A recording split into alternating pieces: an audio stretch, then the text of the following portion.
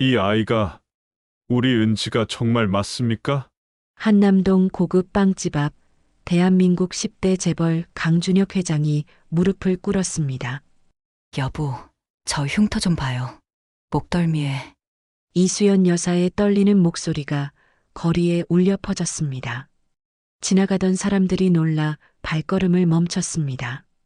수조억대 재벌 부부가 평범한 빵집 앞에서 무릎을 꿇고 있었습니다. 그들의 시선은 하얀 앞치마를 두른 23살의 알바생에게 고정되어 있었습니다.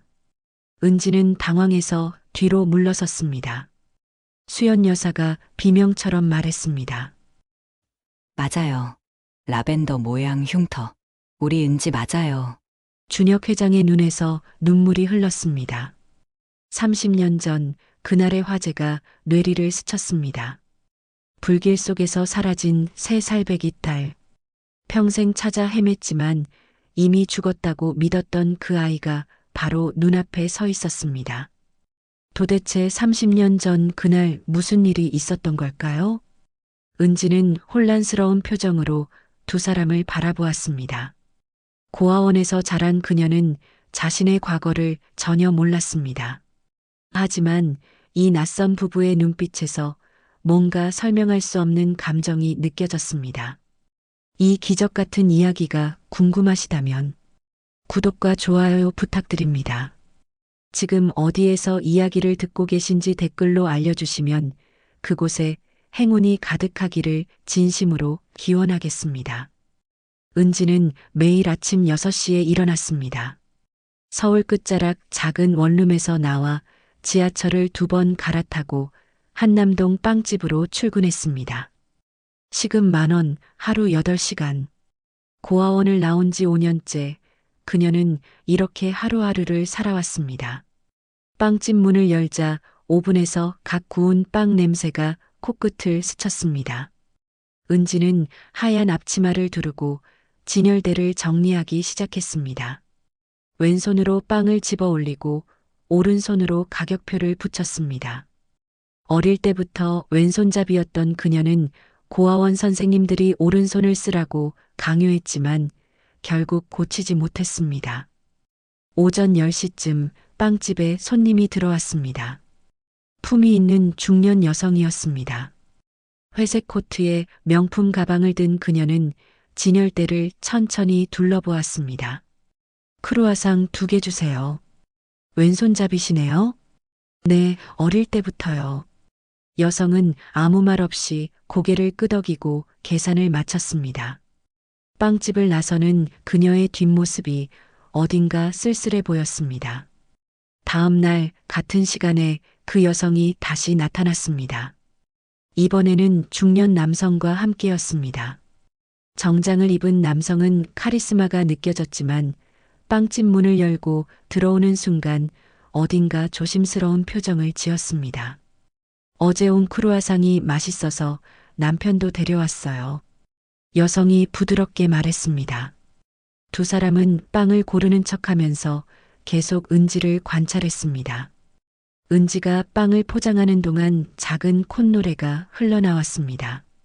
라벤더 향초를 좋아해서 매일 아침 손목에 라벤더 오일을 바르곤 했는데 그 향기가 기분을 좋게 만들었습니다.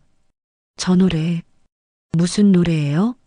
남성이 조심스럽게 물었습니다. 잘 모르겠어요. 어릴 때부터 흥얼거렸던 것 같은데 제목은 몰라요. 은지가 웃으며 대답했습니다.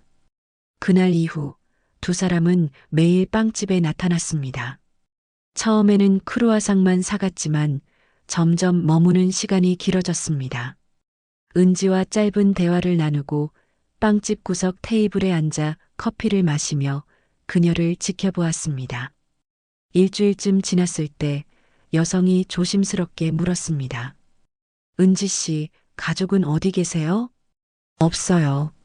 고아원에서 자랐거든요. 은지가 담담하게 대답했습니다.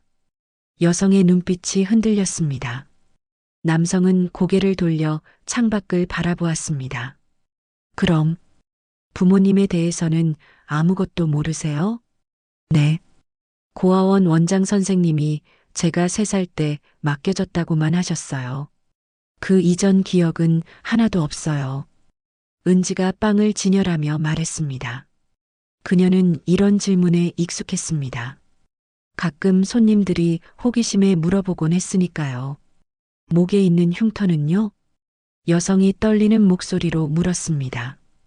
은지가 고개를 돌려 목덜미를 보였습니다. 라벤더 꽃 모양처럼 생긴 작은 화상 흉터가 드러났습니다. 이것도 잘 모르겠어요. 태어날 때부터 있었던 것 같아요. 원장 선생님도 처음 저를 봤을 때 이미 있었대요. 남성이 자리에서 일어났습니다. 그는 빠르게 빵집을 나갔고 여성이 황급히 따라 나갔습니다. 은지는 고개를 갸우뚱했습니다.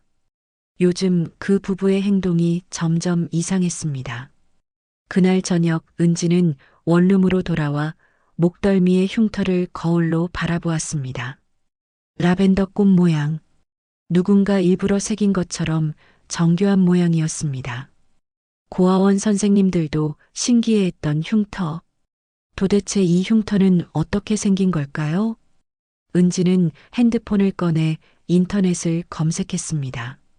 하지만 별다른 정보를 찾을 수 없었습니다. 그저 화상 흉터일 뿐이라고 병원 선생님이 말했던 게 기억났습니다. 창밖으로 밤하늘이 보였습니다. 은지는 항상 궁금했습니다. 자신의 부모는 어떤 사람들이었을까? 왜 자신을 버렸을까? 아니면 어쩔 수 없는 사정이 있었던 걸까? 하지만 이제는 그런 생각을 하지 않으려고 애썼습니다. 23살, 이제는 혼자 살아갈 수 있는 나이였으니까요.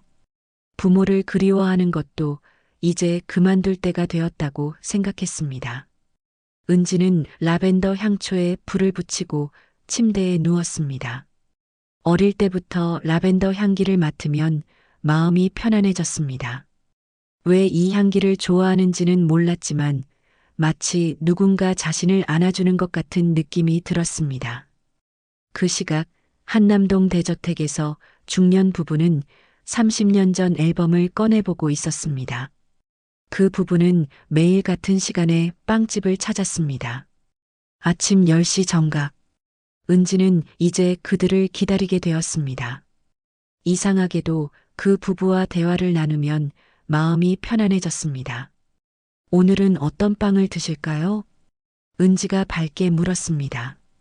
수연 여사가 부드럽게 미소 지었습니다. 은지 씨가 추천해주는 대로 살게요. 은지 씨 취향이 궁금해서요.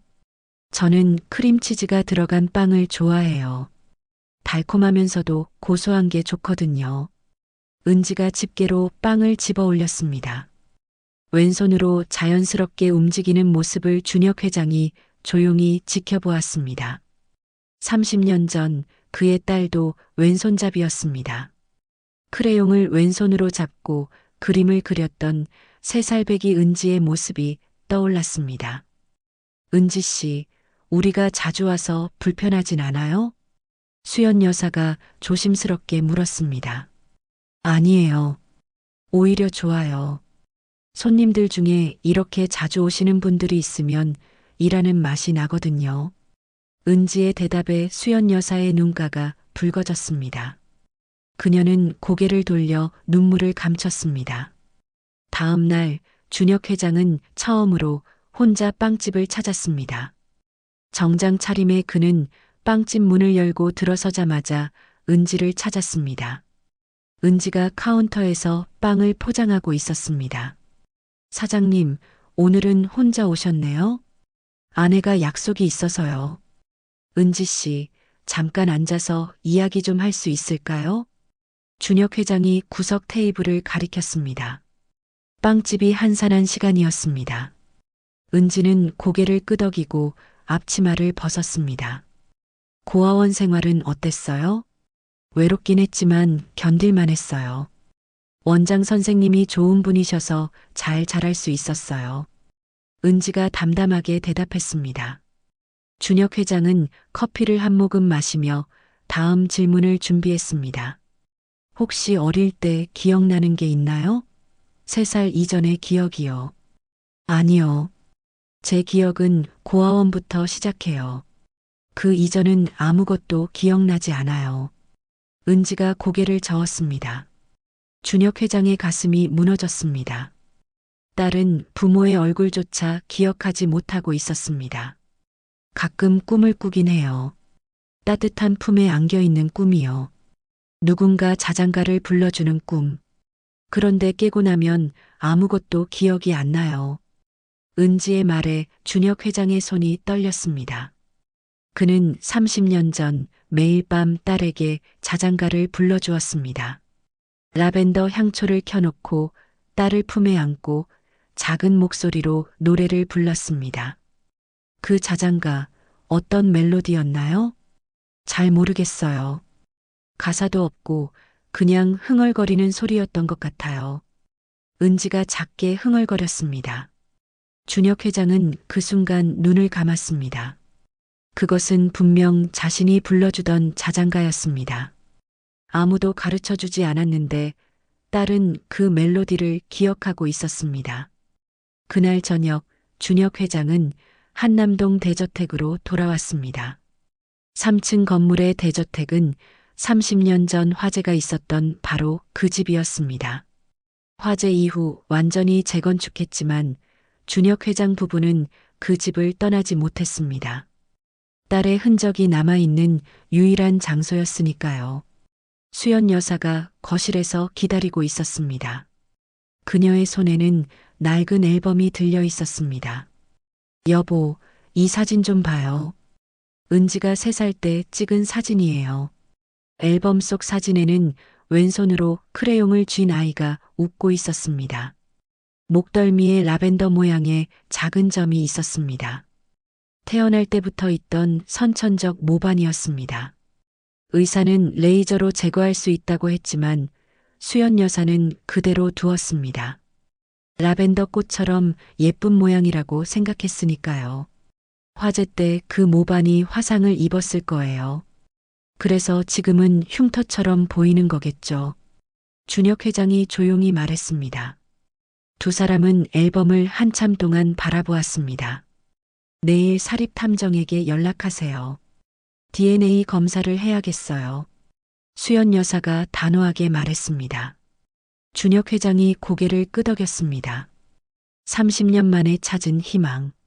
그들은 확실한 증거가 필요했습니다. 며칠 후 은지는 빵집에서 청소를 하다가 바닥에 떨어진 머리카락을 주웠습니다. 긴 생머리. 분명 자신의 머리카락이었습니다. 휴지통에 버리려는 순간 빵집 문이 열렸습니다. 준혁 회장이 들어왔습니다. 그의 눈빛이 바닥의 머리카락에 머물렀습니다. 은지가 휴지통에 버리자 회장은 아무렇지 않은 척 빵을 주문했습니다.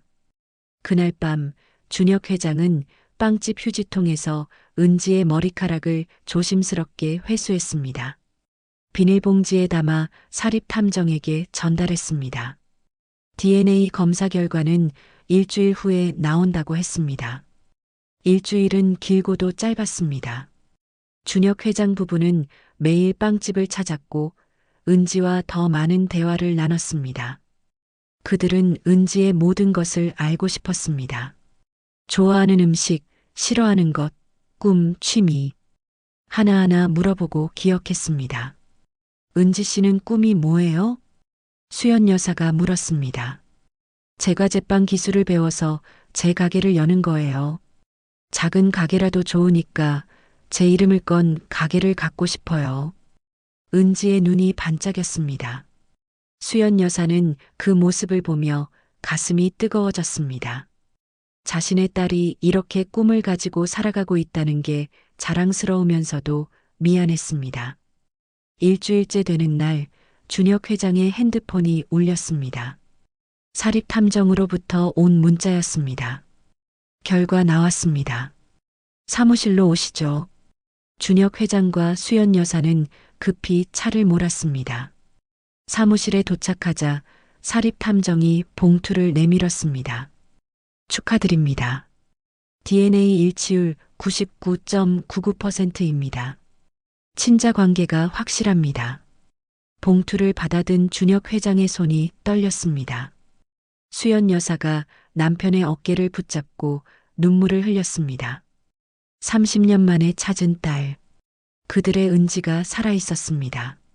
하지만 이제 진짜 고민이 시작되었습니다. 어떻게 은지에게 이 사실을 말해야 할까요? 준혁 회장은 서재에 앉아 30년 전 화재 사건 서류를 펼쳤습니다. 노란 종이에 바른 글씨들. 1995년 8월 15일 밤 11시 한남동 대저택에서 화재가 발생했습니다. 원인은 2층 침실의 전기 합선. 당시 준혁 회장 부부는 회사 긴급 회의로 집을 비웠고 3살 배기 딸 은지만 유모와 함께 집에 있었습니다. 화재 진압 후 유모의 시신은 발견되었지만 은지의 시신은 끝내 찾지 못했습니다. 경찰은 화재의 열기로 완전히 소실되었을 것이라고 결론 내렸습니다. 준혁 회장 부부는 그 말을 믿을 수밖에 없었습니다. 하지만 은지는 살아 있었어요. 누군가 우리 딸을 구해냈다는 얘기죠. 수연 여사가 서류를 내려다보며 말했습니다. 준혁 회장이 고개를 끄덕였습니다. 당시 출동했던 소방관들 명단이 여기 있어요. 총 12명. 이 중에 우리 딸을 구한 사람이 있을 거예요. 준혁 회장은 명단을 하나하나 확인했습니다. 그중 한 이름이 눈에 들어왔습니다.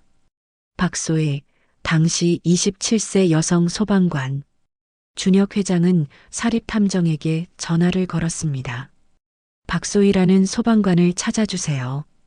1995년 당시 한남동 화재 현장에 출동했던 사람입니다. 이틀 후 사립탐정이 보고서를 들고 찾아왔습니다. 박소희 씨는 현재 50세이고 소방관을 15년 전에 그만뒀습니다. 지금은 서울 마포구에서 작은 꽃집을 운영하고 있습니다. 주소는 여기 있습니다. 준혁 회장 부부는 다음 날 바로 마포구로 향했습니다. 골목 안쪽에 자리한 작은 꽃집, 라벤더 꽃집이라는 간판이 눈에 들어왔습니다. 수연 여사가 남편의 손을 꽉 쥐었습니다. 문을 열고 들어가자 라벤더 향기가 코끝을 스쳤습니다. 카운터 뒤에서 50대 여성이 꽃을 다듬고 있었습니다. 여성이 고개를 들었습니다. 어서 오세요. 무슨 꽃을? 박소희의 말이 멈췄습니다. 그녀는 준혁 회장 부부를 알아봤습니다. 30년이 지났지만 그날의 얼굴을 잊을 수 없었습니다. 저를 찾아오실 줄 알았어요. 박소희가 천천히 말했습니다. 준혁 회장이 한 걸음 다가갔습니다. 30년 전 우리 딸을 구해낸 사람이 당신입니까? 박소희는 대답 대신 꽃집 문을 닫았습니다. 그리고 안쪽 작은 방으로 두 사람을 안내했습니다. 그날 저는 2층 침실에서 아이를 발견했어요. 유모가 아이를 품에 안고 창문 쪽으로 대피하려다가 연기를 마신 것 같았어요. 유모는 이미 숨이 끊어진 상태였고 아이는 겨우 숨을 쉬고 있었어요. 박소희의 목소리가 떨렸습니다. 아이를 안고 밖으로 나왔어요. 구급차로 옮겼고 병원에서 치료를 받았어요. 목덜미에 화상을 입었지만 생명에는 지장이 없다고 했어요. 그런데 왜 우리에게 알리지 않았습니까? 수연 여사가 울먹이며 물었습니다. 박소희가 고개를 숙였습니다. 병원에서 아이가 깨어났을 때 부모님을 찾으며 울었어요. 하지만 당시 두 분은 화재 충격으로 병원에 입원해 계셨어요. 특히 어머님은 정신과 치료를 받고 계셨죠. 박소희가 잠시 말을 멈췄습니다. 경찰과 소방서는 아이가 사망한 것으로 결론 내렸어요. 현장 상황이 워낙 처참했고 유모의 시신이 심하게 손상되어 있어서 아이의 것으로 오인했던 거예요. 저는 그 사실을 알리려 했어요. 하지만 병원 의사가 말했어요. 어머님 상태가 너무 위독하다고, 딸을 잃은 슬픔에 자살 시도까지 했다고, 만약 아이가 살아있다는 걸 알리면 그 충격을 감당 못할 수도 있다고 했어요. 수연 여사가 눈물을 흘렸습니다. 그때 자신은 정말 정신이 온전하지 않았습니다. 딸을 잃었다는 사실을 받아들일 수 없어서 수면제를 과다 복용했고 정신병원에 입원했습니다. 그래서 저는 결정을 내렸어요. 아이를 고아원에 맡기기로요. 그게 모두를 위한 최선이라고 생각했어요. 박소희가 눈물을 닦았습니다. 아이를 은평구 소재 해맑음 고아원에 맡겼어요. 익명으로 기부도 했고요. 아이가 잘 자랄 수 있도록 매달 후원금을 보냈어요. 준혁 회장이 주먹을 쥐었습니다. 분노가 치밀어 올랐지만 동시에 감사함도 느껴졌습니다. 박소희가 아니었다면 은지는 진짜 죽었을 것입니다. 당신은 우리 딸을 구해줬습니다. 그리고 30년 동안 지켜봐줬군요. 준혁 회장의 목소리가 잠겼습니다. 박소희가 고개를 들었습니다. 저도 죄책감에 시달렸어요. 두 분께 진실을 말해야 하는 게 아닌가 고민했어요.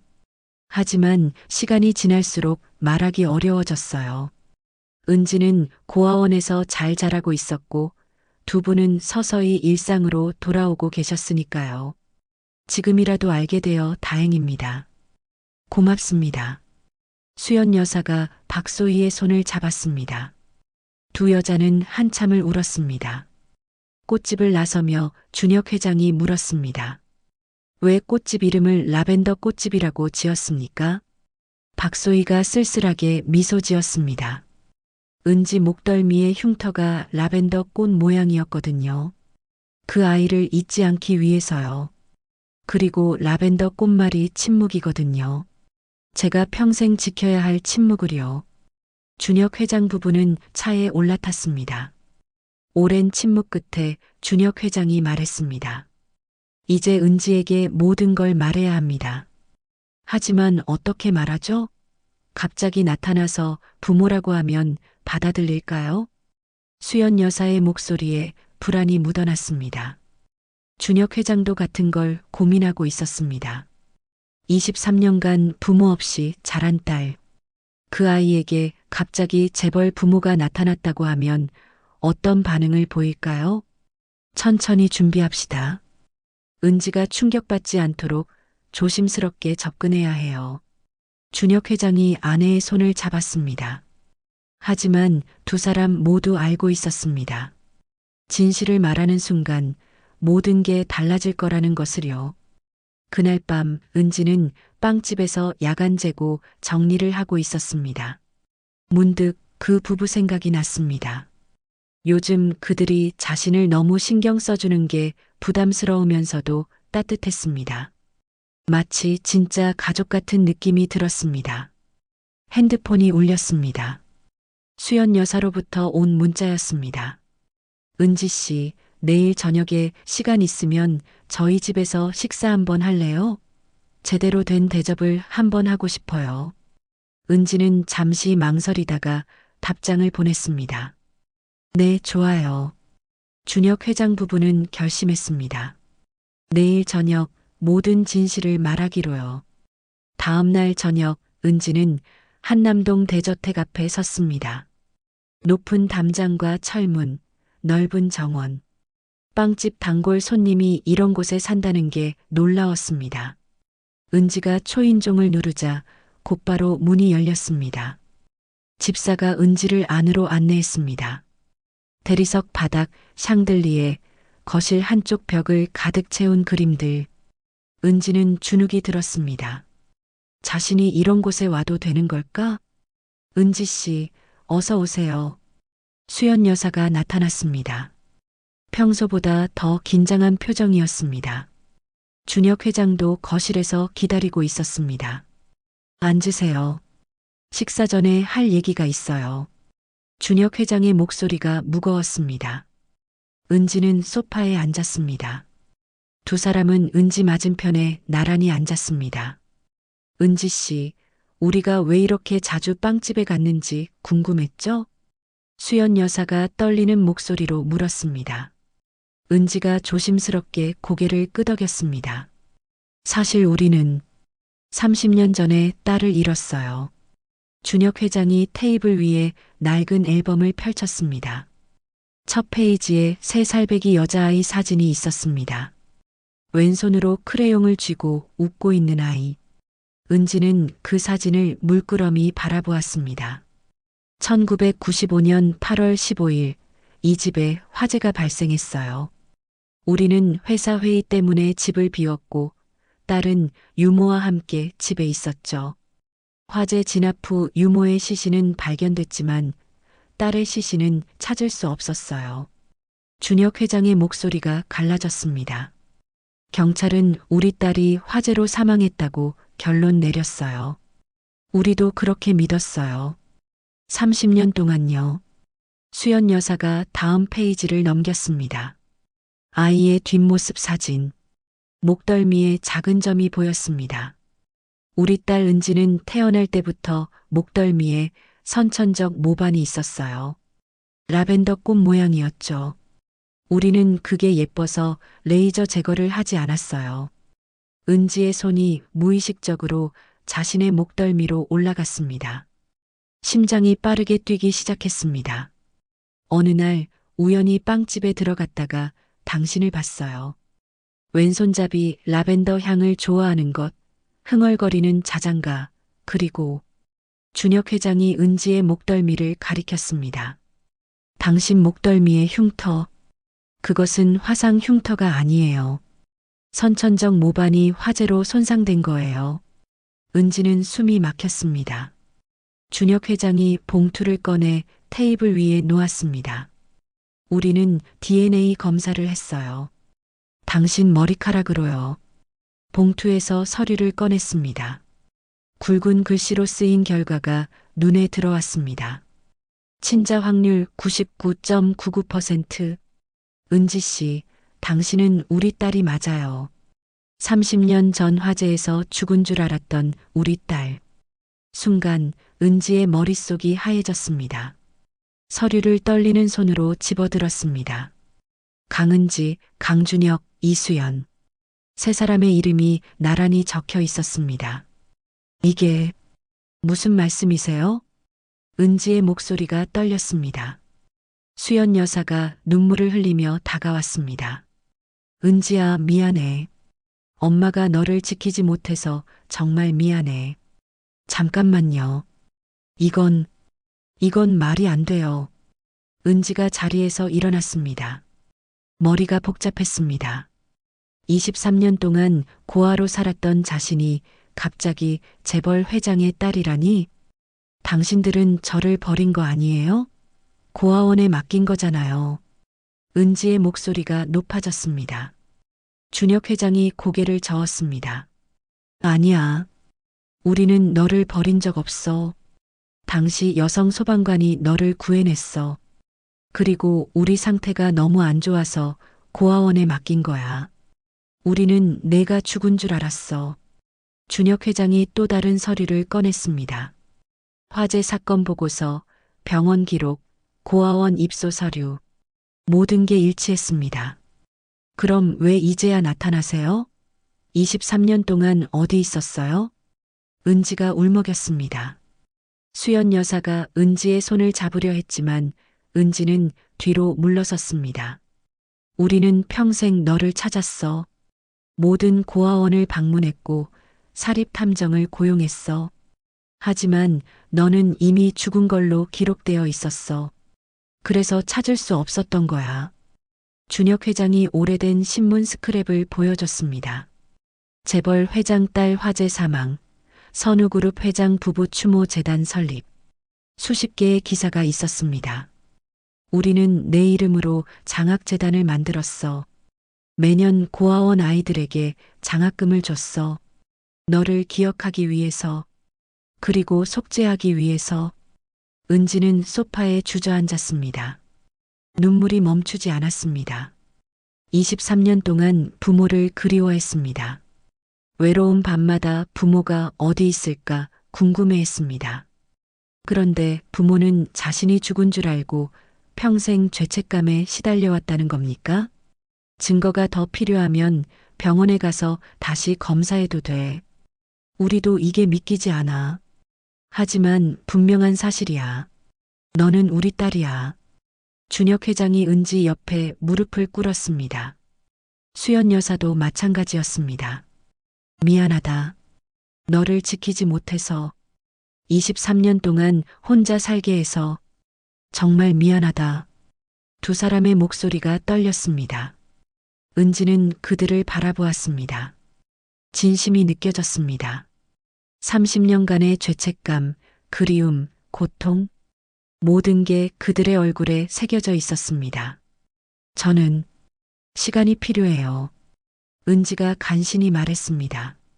그리고 서둘러 자리에서 일어났습니다. 은지야, 기다릴게. 천천히 생각해. 수연 여사가 울면서 말했습니다. 은지는 대답하지 않고 현관으로 향했습니다. 집을 나선 은지는 한참을 걸었습니다. 머릿속이 복잡했습니다. 부모가 살아있다는 기쁨, 23년을 혼자 살았다는 서러움, 그리고 갑작스러운 신분 변화에 대한 두려움. 모든 감정이 뒤섞였습니다. 빵집 앞에 도착했을 때 준혁 회장 부부가 기다리고 있었습니다. 그들은 은지를 보자마자 무릎을 꿇었습니다. 은지야, 우리가 30년 동안 찾던 내가 맞구나. 미안하다. 너를 지키지 못해서 정말 미안하다. 지나가던 사람들이 놀라 발걸음을 멈췄습니다. 대한민국 10대 재벌 회장 부부가 평범한 빵집 앞에서 무릎을 꿇고 있었습니다. 은지는 그 자리에 얼어붙었습니다. 이 모든 게 현실이었습니다. 30년 만의 기적. 하지만 은지에게는 아직도 믿기지 않았습니다. 그날 밤 은지는 원룸에 돌아와 거울 앞에 섰습니다. 목덜미의 흉터를 한참 바라보았습니다. 라벤더 꽃 모양. 이것이 자신의 정체를 증명하는 유일한 증거였습니다. 핸드폰이 울렸습니다. 수연 여사로부터 온 문자였습니다. 은지야, 천천히 생각해. 우리는 기다릴게. 사랑한다. 은지는 문자를 읽고 눈물을 흘렸습니다. 23년 만에 처음 들어보는 말. 사랑한다. 그 말이 가슴을 파고들었습니다. 일주일 동안 은지는 빵집에 나가지 않았습니다. 사장님에게 급하게 휴가를 냈습니다. 원룸에 틀어박혀 생각에 잠겼습니다. DNA 검사 결과, 화재 기록, 고아원 서류, 모든 증거가 사실을 가리켰습니다. 자신은 강준혁 회장의 딸이었습니다. 하지만 받아들이기가 쉽지 않았습니다. 23년 동안 고아로 살았습니다. 명절마다 다른 아이들이 가족을 만나러 갈 때 혼자 고아원에 남았습니다. 생일마다 부모를 그리워하며 울었습니다. 그런데 이제 와서 부모가 나타났다고 해서 모든 게 괜찮아질까요? 핸드폰이 계속 울렸습니다. 수연 여사로부터 매일 문자가 왔습니다. 은지야, 밥은 먹었니? 오늘 날씨가 추운데 따뜻하게 입어. 보고 싶다. 은지는 답장하지 않았습니다. 감정이 복잡했습니다. 그리워하면서도 원망스러웠습니다.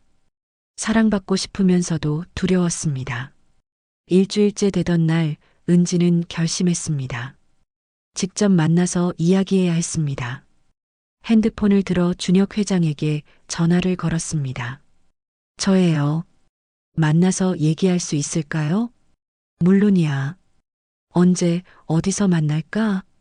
준혁 회장의 목소리에 기대감이 묻어났습니다. 내일 오후 2시 한강공원으로 오세요. 두 분 다요. 알겠어. 꼭 나갈게. 다음 날 은지는 한강공원 벤치에 앉아 기다렸습니다. 정확히 2시 준혁 회장 부부가 나타났습니다. 평소와 달리 편안한 옷차림이었습니다. 수연 여사는 은지를 보자마자 눈물을 글썽였지만 참았습니다. 앉으세요. 은지가 차갑게 말했습니다. 두 사람이 조심스럽게 벤치에 앉았습니다. 잠시 침묵이 흘렀습니다. 저는 감정적으로 판단하고 싶지 않아요. 냉정하게 얘기하겠습니다. 은지가 먼저 입을 열었습니다. 준혁 회장이 고개를 끄덕였습니다. DNA 검사 결과를 믿습니다. 제가 두 분의 딸이라는 것도 받아들이겠습니다. 하지만 그게 곧바로 가족이 된다는 뜻은 아니에요. 은지의 목소리는 단호했습니다. 수연 여사가 입술을 깨물었습니다. 저는 23년 동안 부모 없이 자랐어요. 혼자 모든 걸 해결했고 혼자 살아남았어요. 이제 와서 갑자기 부모라고 나타나셔도 저는 어떻게 대해야 할지 모르겠어요. 은지야, 우리가. 수연 여사가 말하려 했지만 은지가 손을 들어 제지했습니다. 말씀 다 들었어요. 화재 때문에 저를 잃었고 죽은 줄 알았다는 거 이해는 해요. 하지만 이해하는 것과 받아들이는 건 다른 문제예요. 은지의 눈빛이 흔들렸습니다. 감정을 숨기려 애쓰고 있었지만 목소리는 떨렸습니다. 저한테는 시간이 필요해요. 천천히 알아가고 싶어요. 서두르지 말아주세요. 준혁 회장이 말했습니다. 그래, 천천히 하자. 우리는 기다릴 수 있어. 평생이라도 기다릴 수 있어.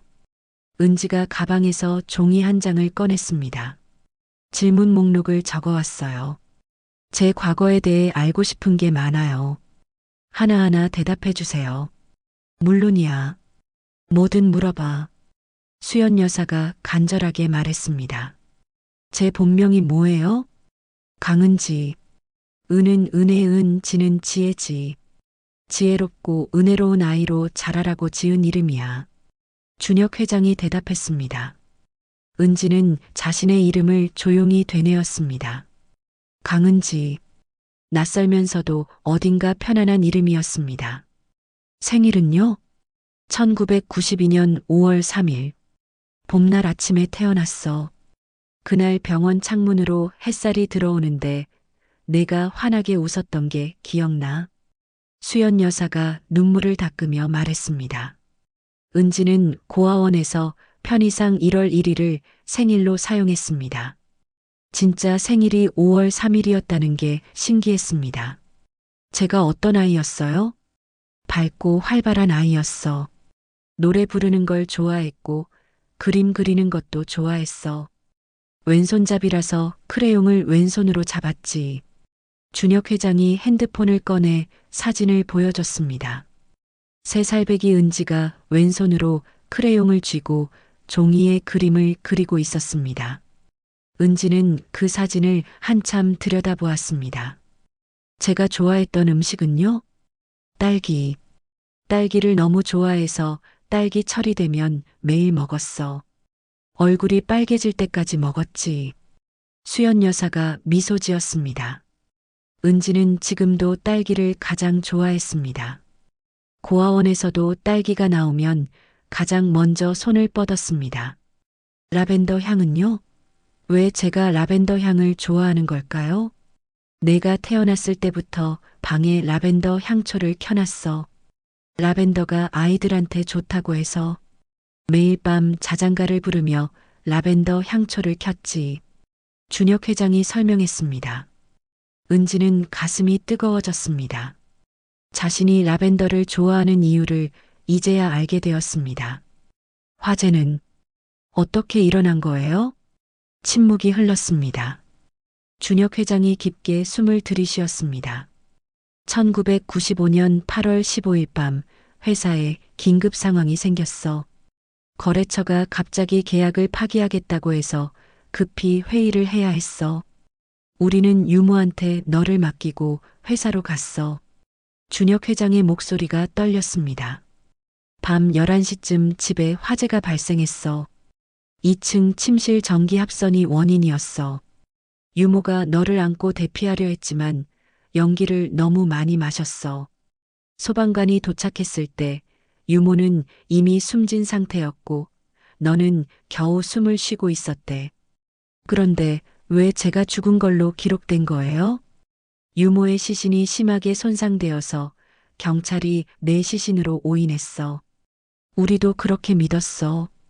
현장이 너무 처참해서 제대로 확인할 수가 없었거든. 수연 여사가 울먹였습니다. 나는 그 소식을 듣고 정신이 나갔어.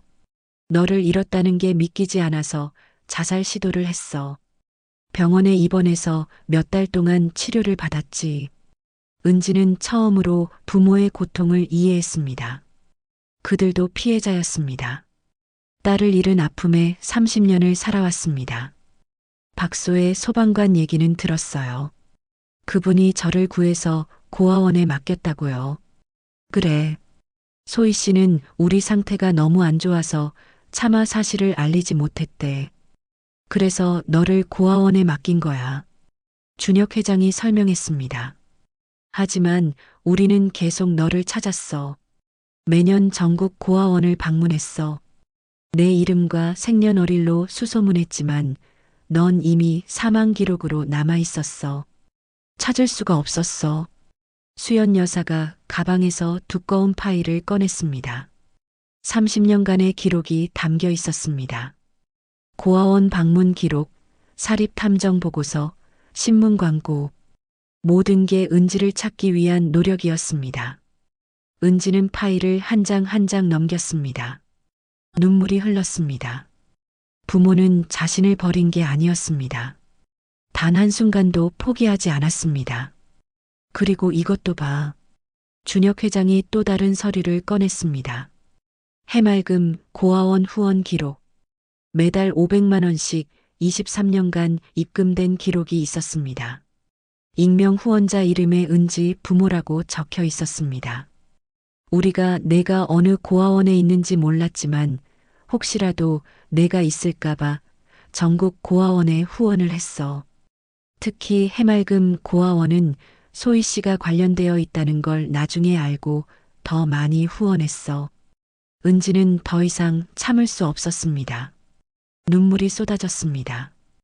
고아원에서 받았던 따뜻한 지원, 장학금, 생일 선물, 모두 이 부모가 보낸 것이었습니다. 미안해, 은지야. 정말 미안해. 수연 여사가 은지를 안으려 했습니다. 하지만 은지는 뒤로 물러섰습니다. 아직이에요. 아직은 안 돼요. 은지가 눈물을 닦으며 말했습니다. 수연 여사가 손을 거두었습니다. 하지만 천천히 알아가고 싶어요. 시간을 주세요. 은지의 목소리가 부드러워졌습니다. 준혁 회장이 고개를 끄덕였습니다. 얼마든지 기다릴게. 우리는 어디도 안 가. 언제든 준비되면 말해. 세 사람은 한참을 한강을 바라보며 앉아 있었습니다. 냉정하게 시작한 대화였지만 끝에는 조금씩 마음이 열리고 있었습니다. 은지는 이제 알았습니다. 부모는 자신을 사랑했습니다. 23년간 단 한순간도 잊지 않았습니다. 하지만 그 시간은 돌아오지 않았습니다. 이제 남은 건 앞으로 만들어갈 시간뿐이었습니다. 한 달이 지났습니다. 은지는 일주일에 두세 번씩 준혁 회장 부부를 만났습니다. 처음에는 카페에서 짧게 만났지만 점차 시간이 길어졌습니다. 함께 식사를 하고 산책을 하고 이야기를 나눴습니다. 은지는 조금씩 부모를 알아가고 있었습니다. 준혁 회장은 겉보기에 카리스마 넘치는 사업가였지만 은지 앞에서는 조심스러운 아버지였습니다. 수연 여사는 우아한 재벌 부인이었지만 은지를 볼 때마다 눈물을 참는 평범한 어머니였습니다. 어느 날 수연 여사가 조심스럽게 제안했습니다. 은지야, 우리 집에서 하룻밤 자고 갈래? 내 방을 그대로 보존해뒀거든. 은지는 망설였습니다. 하지만 자신의 과거를 직접 보고 싶다는 생각이 들었습니다. 좋아요. 그날 저녁 은지는 한남동 대저택에 다시 방문했습니다. 수연 여사가 3층으로 안내했습니다. 복도 끝에 있는 방 앞에서 수연 여사가 문을 열었습니다. 여기가 내 방이야. 화재 이후 완전히 새로 꾸몄어. 내가 자랐으면 좋아했을 것들로 채웠지. 방문을 여는 순간 은지는 숨이 멎었습니다. 라벤더색 벽지, 흰색 가구, 책장 가득한 동화책. 그리고 벽 한쪽에는 세 살배기 은지의 사진들이 액자에 담겨 걸려 있었습니다. 매일 이 방을 청소했어. 언젠가 내가 돌아올 거라고 믿으면서. 수연 여사의 목소리가 떨렸습니다. 은지는 방 안을 천천히 둘러보았습니다. 서랍을 열자 작은 옷가지들이 나왔습니다. 3살 아이의 옷. 30년 전 자신이 입었던 옷이었습니다. 침대 위에는 낡은 곰 인형이 놓여 있었습니다. 은지가 인형을 집어들자 라벤더 향이 희미하게 풍겼습니다. 그건 내가 가장 좋아하던 인형이야. 화재 때 구해낸 유일한 물건이야. 준혁 회장이 방문 앞에 서서 말했습니다. 은지는 인형을 안았습니다. 이상하게도 편안한 느낌이 들었습니다. 마치 오래전 기억이 되살아나는 것 같았습니다. 그날 밤 은지는 그 방에서 잤습니다. 라벤더 향초를 켜고 부모가 불러주는 자장가를 들으며 잠이 들었습니다. 30년 만에 처음으로 가족과 함께 보낸 밤이었습니다. 다음 날 아침 은지는 일찍 일어났습니다. 거실로 내려가자 준혁 회장 부부가 아침 식사를 준비하고 있었습니다. 잘 잤니? 수연 여사가 웃으며 물었습니다. 은지가 고개를 끄덕였습니다. 어젯밤에 꿈을 꿨어요. 따뜻한 품에 안겨 자장가를 듣는 꿈이요. 이번에는 얼굴이 보였어요. 은지의 말에 수연 여사가 숟가락을 떨어뜨렸습니다. 누구였어? 엄마였어요. 그 한마디에 수연 여사가 눈물을 흘렸습니다. 은지가 처음으로 자신을 엄마라고 불렀습니다. 준혁 회장도 눈시울을 붉혔습니다. 식사 후 초인종이 울렸습니다. 집사가 안내한 손님은 박소의 소방관이었습니다. 안녕하세요. 은지 씨를 만나러 왔어요. 박소희가 은지를 보며 미소 지었습니다. 은지는 처음 보는 여성이었지만 어딘가 낯이 익었습니다. 저를 아세요? 물론이죠. 30년 전 당신을 화재 현장에서 구해냈으니까요. 박소희가 말했습니다. 은지는 놀라서 그녀를 바라보았습니다. 네 사람은 거실에 둘러앉았습니다. 박소희가 입을 열었습니다. 제가 오늘 온 이유는 은지 씨에게 직접 그날의 이야기를 해주고 싶어서예요. 박소희는 30년 전 그날을 떠올렸습니다. 1995년 8월 15일 밤 11시 23분 출동 신고를 받았어요. 한남동 대저택 화재. 현장에 도착했을 때 2층이 완전히 불타고 있었어요. 박소희의 목소리가 가라앉았습니다. 저는 2층 침실로 들어갔어요. 연기가 너무 심해서 앞이 보이지 않았지만 아이 울음소리가 들렸어요. 유모가 아이를 품에 안고 쓰러져 있었어요. 유모는 이미 숨이 끊어진 상태였고 아이는 유모 품에서 울고 있었죠. 은지는 숨을 죽이고 들었습니다. 당신을 안고 밖으로 나왔어요. 목덜미에 화상을 입었지만 다행히 깊지 않았어요. 구급차로 옮겨서 병원에 갔죠. 그런데 왜 부모님께 알리지 않으셨어요? 은지가 물었습니다. 박소희가 깊게 한숨을 쉬었습니다. 병원에서 당신 부모님 상태를 확인했어요. 어머님은 딸을 잃은 충격으로 자살 시도를 하셨고 정신과 병동에 입원해 계셨어요. 아버님도 극심한 우울증으로 제대로 일을 못하는 상태였죠. 박소희의 눈에 눈물이 맺혔습니다. 의사가 말했어요. 만약 딸이 살아있다는 걸 알면 그 충격으로 어머님이 더 큰 위험에 빠질 수 있다고. 당시 어머님은 약물 과다 복용으로 의식이 없는 상태였거든요. 수연 여사가 고개를 숙였습니다. 그때 자신은 정말 미쳐 있었습니다. 그래서 저는 결정을 내렸어요. 당신을 고아원에 맡기기로. 그게 모두를 위한 최선이라고 생각했어요. 하지만 후회했어요. 매일 밤 당신 생각을 했어요. 잘 자라고 있을까, 행복할까, 부모를 그리워할까?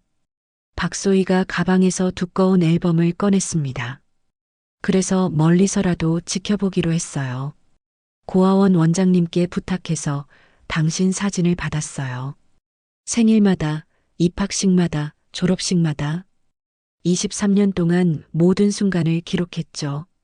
앨범을 펼치자 은지의 성장 과정이 담겨 있었습니다.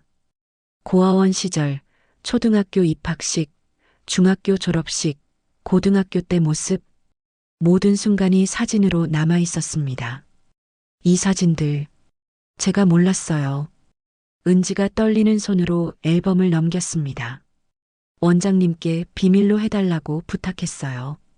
그리고 매달 후원금도 보냈어요. 당신이 잘 자랄 수 있도록. 박소희가 또 다른 서류를 꺼냈습니다.